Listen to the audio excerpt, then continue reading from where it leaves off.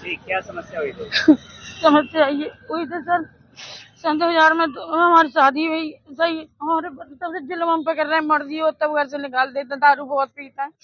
सही है, जो मेरा खेतवाद था मेरे, मैं किसी से बेच के मकान दुकान बना लिया और हम पैसे की खर्च किया था, तो हमें मारने की धमकी देना। सही है, दीपावली पे हमें मार के निकाल दो, हम अपनी माँ के पिपरा चले गए। सही है, उसके बाद में कुछ गाँव वाले हमें अपनी शरत पे ले आए।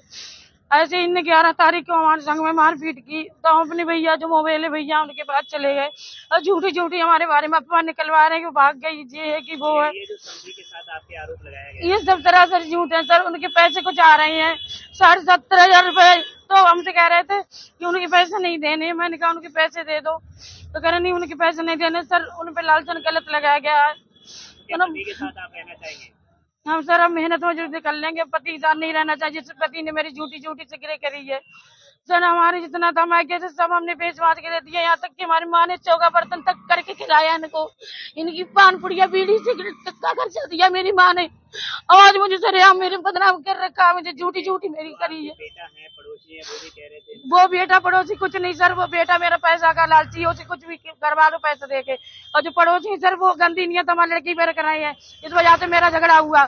सही है, से पहले भी आपके ऐसी लड़ाई झगड़ा ऐसे शुरू से सर चलना है। जब तक मेरी जमीन रही हम बेच बेच के देते रहे, और जब मेरी माँ खत्म, मेरे पास जमीन नहीं रही, तो मेरी माँ ने बधाइयों में सर काम कर करके हमारे घर में सब कुछ दिया है। नहीं ये पूरा गांव जानता है मेरी माँ का सब कुछ है, उसमें मेरी चम्मच भी इनकी नहीं है सर।